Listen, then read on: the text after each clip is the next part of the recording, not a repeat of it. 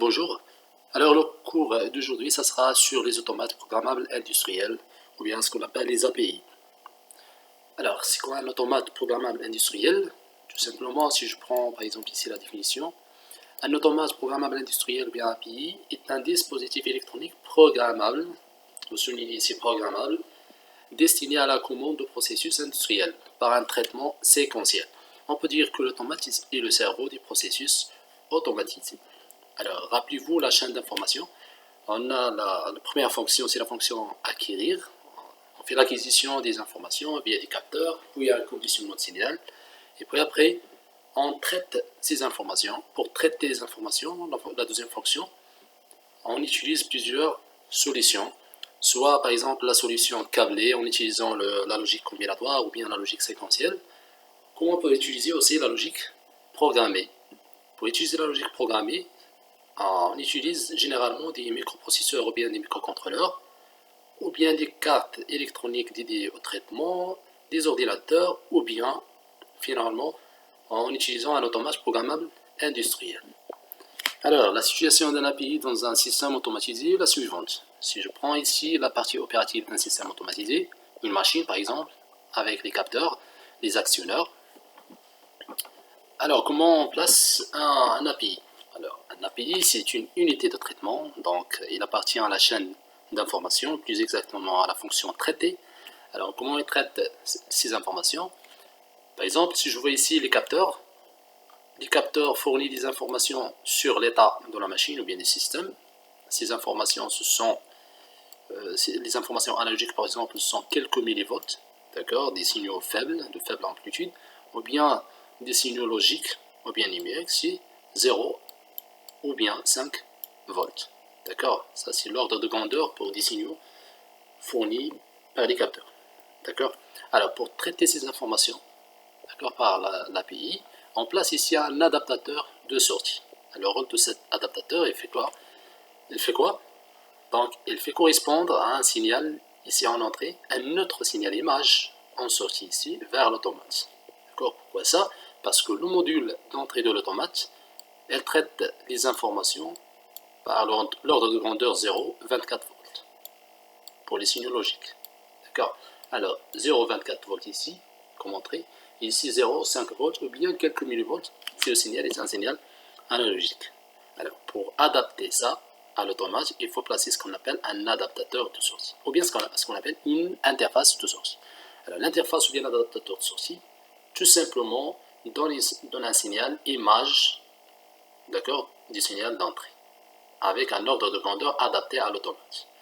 Alors, maintenant les informations fournies à l'automate sur l'état du système, alors, et selon un programme inscrit dans la mémoire de l'automate, l'automate il fait quoi?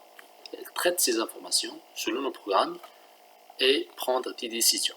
Ces décisions se forment des ordres vers les actionneurs. Et de la même façon, ces ordres sont à l'échelle de 0,24 volts, d'accord, des signaux logiques, 0,24 volts. Donc, je ne peux pas attaquer les actionneurs par 0,24 volts. Donc, il faut ce qu'on appelle les interfaces, de la même façon qu'auparavant. Alors, des interfaces de puissance. Généralement, ce sont les distributeurs, les relais ou bien les contacteurs. D'accord, un signal 0,24 volts, ici un signal, le signal ici c'est un signal de puissance. Je prends par exemple 220 volts. Alors, ce signal c'est l'image du signal de sortie de l'automate. Alors, en bref, l'automate programmable reçoit les informations relatives à l'état du système. Ces informations sont délivrées par des capteurs sur l'état du système. Et puis commande, c'est-à-dire donne des ordres, ou bien prendre des décisions, commande les préactionneurs. Les préactionneurs, ce sont les relais, les contacteurs, ce sont les distributeurs, d'accord, suivant un programme, d'accord, inscrit dans sa mémoire. Donc on parle d'un programme inscrit dans la mémoire de l'automate. Maintenant, la structure interne d'un API, c'est-à-dire de quoi il se compose un API.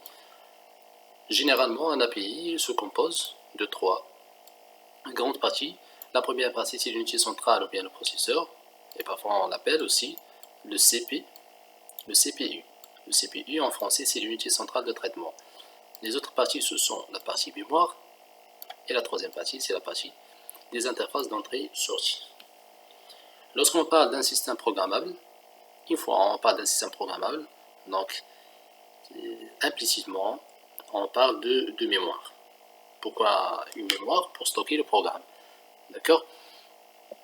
Alors, je commence par l'unité centrale, ou bien le processeur. C'est le cerveau proprement dit. Pourquoi je l'appelle comme ça?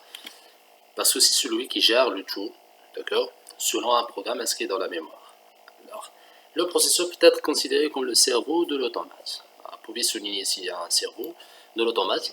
Il gère des relations entre la zone mémoire et les interfaces en exécutant le cycle suivant. La première tâche, c'est la lecture des informations d'entrée, puis l'exécution des instructions du programme contenu en mémoire et la commande des sorties. Je peux schématiser ça comme ça. Alors, la première des choses, c'est la lecture des informations issues des interfaces d'entrée. D'accord? Et selon ces informations, il exécute des instructions l'une après l'autre. C'est ce qu'on appelle un programme, donc plusieurs instructions stockées dans la mémoire programme. Et puis, selon ce programme, il commande ou bien donne des ordres vers les interfaces de sortie. Alors, la zone mémoire. La zone mémoire, c'est quoi? Alors, elle va permettre de mémoriser les informations issues des capteurs d'entrée. Alors, ça, je parle des mémoires RAM. Vous vous rappelez ça, la mémoire RAM, c'est la mémoire donnée. D'accord? Elle contient des informations issues des capteurs, il contient des informations, des calculs temporaires, etc. Alors, de mémoriser les informations générées par le processeur est destiné à la commande des sorties. Donc, je parle toujours de la mémoire RAM. Et ici, de stocker et conserver le programme des processeurs. Alors ça, je parle de la mémoire RAM. C'est la mémoire RAM qui contient le programme. Les interfaces d'entrée. Les interfaces reçoivent les informations en provenance des éléments de détection et du pupitre opérateur. Elles sont destinées à recevoir les informations en provenance des capteurs, traiter le signal en le mettant en forme, en éliminant les parasites et en isolant électriquement l'unité de commande de la partie opérative. Alors maintenant ici, c'est un exemple d'un adaptateur. On a dit qu'un adaptateur, c'est quoi? C'est un dispositif électronique qui fait correspondre à un signal d'entrée, un autre signal en sortie. On prend cet exemple, ça c'est un optocoupleur, ou bien ce qu'on appelle un photocoupleur. Un optocoupleur, c'est quoi? C'est un dispositif qui contient une LED à l'intérieur, c'est un circuit intégré qui contient une LED, c'est-à-dire une diode électroluminescente qui envoie de la lumière, et en sortie ici, on place un phototransistor. Un phototransistor, c'est comme un transistor bipolaire, simple, sauf que sa base elle est commandée par la lumière, et non pas par le courant électrique. Si un courant circule, ou bien traverse la diode ici, la LED, alors la LED émettrice de la lumière commande la base des transistors. Alors le transistor, dans ce cas, il se comporte comme un interrupteur fermé. Donc il laisse passer le courant ici. Donc la sortie, il lie ce point, d'accord, à la masse. Ça c'est la masse. D'accord. Alors, si je ferme ici le capteur, donc je délivre un courant électrique. On a ici l'alimentation 24 volts. Je délivre un courant. Alors, la LED envoie de la lumière, elle commande le transistor se ferme, se comporte comme un interrupteur fermé. Donc ce point, c'est la masse. Donc la tension PS ici, dans ce cas, égale à 0. Donc 0, c'est l'image de quoi? D'un capteur ici, ou bien d'un interrupteur fermé.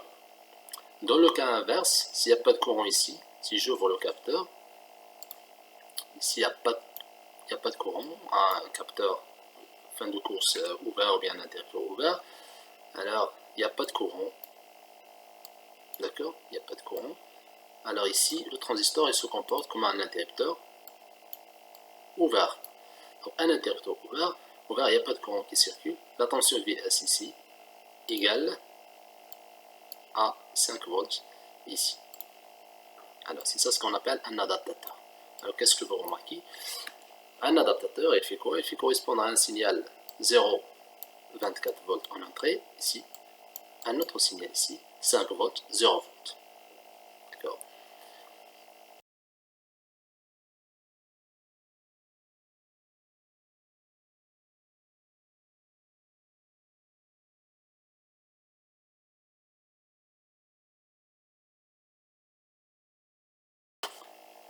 Pour bien comprendre le principe des interfaces d'entrée et sortie, on peut voir le schéma suivant. Ici, on a l'API. Bien, plus exactement ici, c'est le CPI de l'API. D'accord? Pardon. Ou bien l'unité centrale de traitement de l'API. Elle traite les informations de l'ordre de 0,5 volts, sous forme numérique, bien sûr. Et ici, on a les modules d'entrée-sortie, ou bien les interfaces d'entrée-sortie. Cette interface d'entrée, elle fait quoi? Elle donne l'image du signal d'entrée 0,24 volts sous forme d'un signal 0,5 volts. Et pour l'autre module, ou bien l'autre interface, cette interface, elle fait l'opération inverse. C'est-à-dire, elle transforme un signal 0,5 volts en un signal 0,24 volts pour commander les préactionneurs. La programmation d'un API. Définition d'un programme. Alors, un programme, c'est quoi? Et il est composé d'une suite d'instructions. Donc, un programme, tout simplement, c'est une suite d'instructions. La première instruction, deuxième, troisième, et ainsi de suite, jusqu'à la dernière instruction. Il doit être rédigé en respectant les particularités propres à chaque automate. Donc, on parle de langage de programmation. Les langages utilisés en programmation peuvent être regroupés en trois familles. Donc, je parle des langages de programmation d'un API, et non pas les langages de programmation en général. Alors, on a le langage à contact, ou bien le langage ladder, le langage liste d'instructions, instruction list, et le langage GraphSet, ou bien Sequential Function Chart, SFC. Donc, ce qui nous intéresse, nous, c'est le langage ladder. Qu'est-ce que ça veut dire langage ladder ou bien langage à contact? Le langage ladder est une succession de réseaux de contacts, véhiculant les informations logiques depuis les entrées vers les sorties. Le résultat dépend des fonctions programmées. Exemple de compréhension. Alors, pour programmer ce schéma, par exemple un schéma électrique, il s'agit d'une bobine à exciter par des contacts, ou bien des interrupteurs. D'accord? On voit ici un interrupteur S1 en parallèle avec deux interrupteurs en série. Il s'agit de S2 et S3. S2 normalement ouvert, la même chose pour S1 normalement ouvert, et S3 normalement fermé. Alors la sortie, c'est la bobine à exciter, c'est la sortie K. Alors comment schématiser ça? Par le langage à contact. Je prends deux barres ici verticales, d'accord? C'est comme on a ici le plus, ou bien et ici le moins, ou bien la masse. Ou bien ici on a la phase, et ici on a le neutre, d'accord? Je prends cet exemple. Ici, si je ferme S1, donc je laisse passer le courant entre la phase et le neutre, ou bien entre le plus et le moins, donc je peux exciter la bobine. Donc c'est la même chose ici. Donc un interrupteur en parallèle avec deux autres interrupteurs en série. Donc comment schématiser ça? C'est tout simplement ici, S1, ici, le normalement ouvert c'est S2, et le normalement fermé c'est S3. Le symbole d'un interrupteur ici, soit j'utilise le symbole classique d'un interrupteur, comme ça, soit je garde cette notation. D'accord? Alors, pour exciter la bobine K, ici c'est K, c'est Q1, c'est K. D'accord? Déjà, S1, on a donné le nom I1 comme entrée, input 1. S2, I2 comme input 2, c'est-à-dire la deuxième entrée de l'automate, la troisième entrée de l'automate, et la première sortie de l'automate, et ainsi de suite. D'accord? Un autre exemple pour bien comprendre, il s'agit du GraphSet de la perceuse. Alors, comment programmer un automate pour commander la perceuse? Ou bien, d'une autre façon de dire, comment transférer ce GraphSet en un programme ladder? Alors, déjà, le GraphSet ici, c'est un GraphSet niveau 1. Donc, l'étape initiale, on appuie sur un bouton départ cycle, lance l'opération, l'action de serrage, et puis après, une fois la pièce est serrée, cette information est délivrée par un capteur qui s'appelle pièce serrée. Donc deux opérations, bien deux actions en même temps, c'est la rotation d'un moteur qui porte un forêt de perçage et la descente VM. Une fois la pièce est percée, alors l'action suivante c'est la montée de VM. Une fois le retour est effectué, l'action suivante c'est le desserrage. Une fois le desserrage effectué, donc on revient à l'étape initiale en attendant une autre action sur le bouton pour percer une autre pièce et ainsi de suite. Alors, pour matérialiser ce GraphSet, on utilise les actions suivantes, les associations plutôt suivantes. Pour les fins de course, pour le bouton départ cycle, alors un bouton lié à l'entrée de l'automate I1. Pour le capteur qui nous donne une information sur la pièce. Est-ce que la pièce il est serrée ou pas encore? C'est un capteur qui sera connecté à l'entrée I2. La pièce percée, l'entrée est 3, et ainsi de suite. La même chose pour les sorties. Pour actionner, ou bien pour commander un actionneur de serrage par exemple, un vérin qui sort, donc cet actionneur il est lié à la sortie de l'automate Q1. La rotation d'un moteur qui porte le forêt MF, ça sera sur la sortie Q2, la descente de VM Q3 et ainsi de suite. Autre remarque, pour chaque étape on associe une variable automate dans l'indice et le numéro de l'étape. M1 pour l'étape numéro 1, M2 pour l'étape M2 et ainsi de suite. Alors maintenant la question c'est comment transférer ce graph en un programme en langage ladder. Alors avant cette transformation, on doit tout d'abord traduire le graph en plusieurs équations d'activation et de désactivation des étapes. Quelles sont ces équations? Je prends par exemple l'étape numéro 2. Quand est-ce que l'étape numéro 2 il est active? Donc rappelez-vous, l'activation d'une étape, donc par exemple l'étape 2 il est active lorsque l'étape précédente, immédiatement précédente, c'est-à-dire l'étape 1, elle est active et la réceptivité ici est vraie. Donc deux conditions. Alors comment traduire ça en une expression logique? Déjà la variable logique associée à l'étape 2 s'appelle M2. Donc je vais parler de l'activation de l'étape M2, c'est-à-dire set de M2. Set c'est mise à 1. L'activation de M2, quand est-ce que? Lorsque M1 il est active et est logique ici, hein.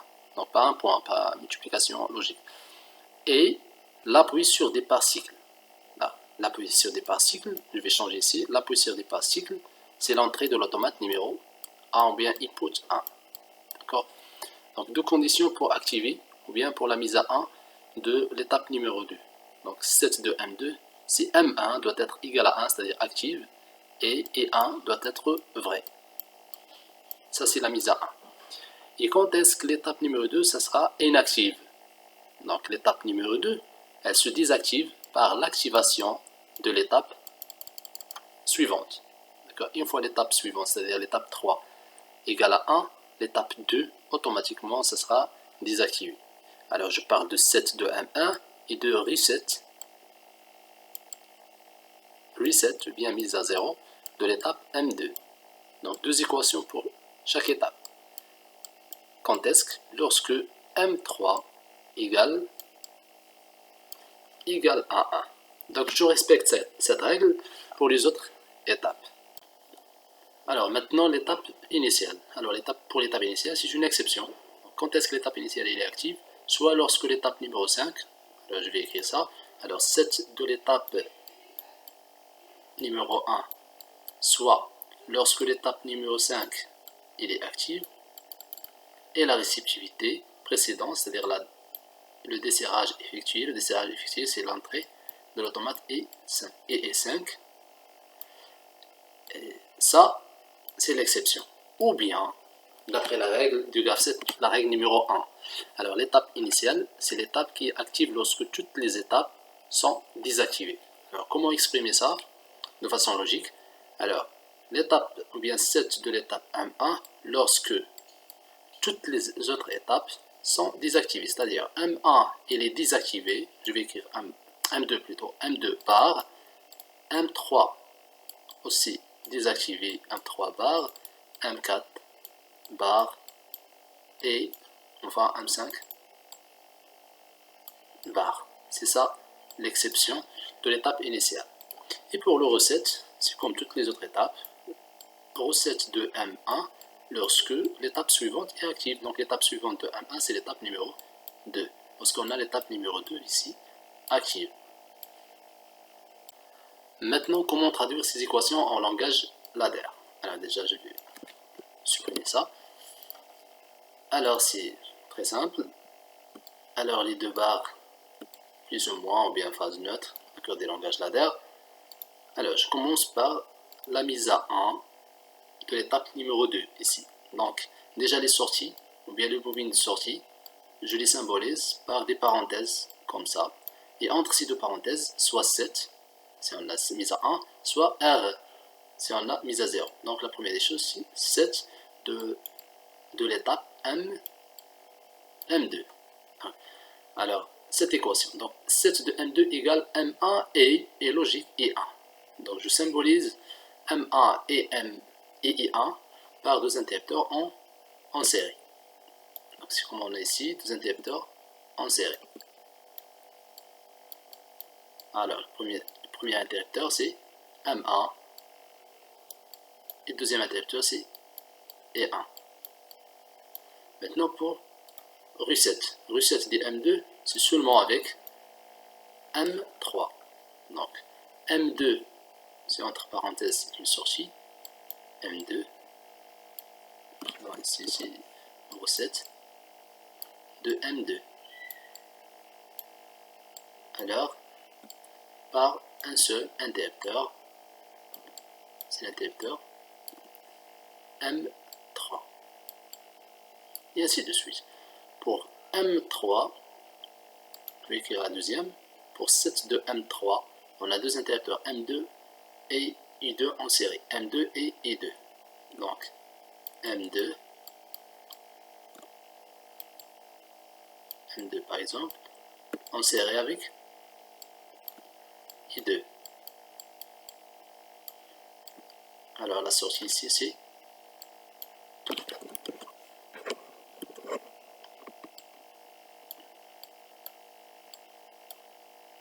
mise à 1 ou mise à 7 de M3.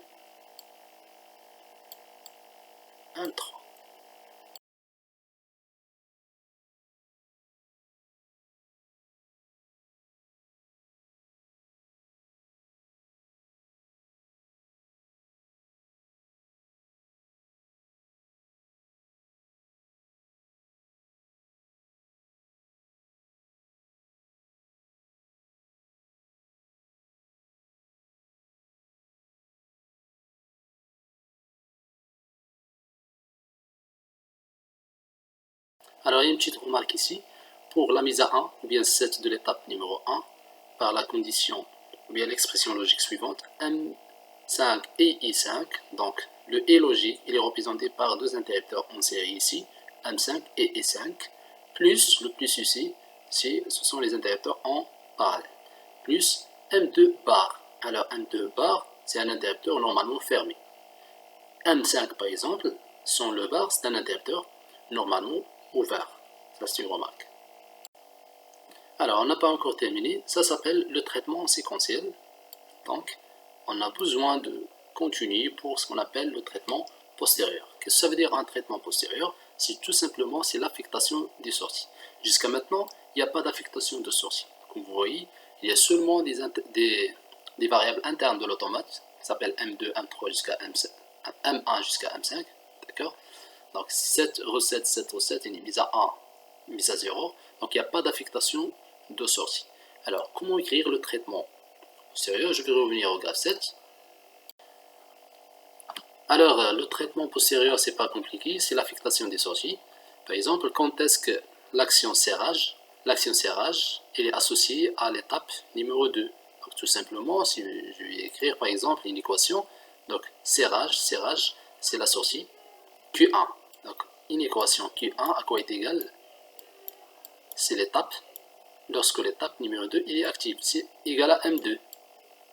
Et ainsi de suite. La rotation par exemple de MF, lorsque l'étape M3 est active. Donc rotation MF est associée à quelle sortie? À la sortie numéro 2. Donc Q2 égale l'étape numéro 3. Par exemple, la descente VM, la même chose. Donc la sortie Q3, voilà, la descente de VM, c'est celle-là. Elle est associée à la sortie numéro 3. Donc Q3 égale M3. Et ainsi de suite.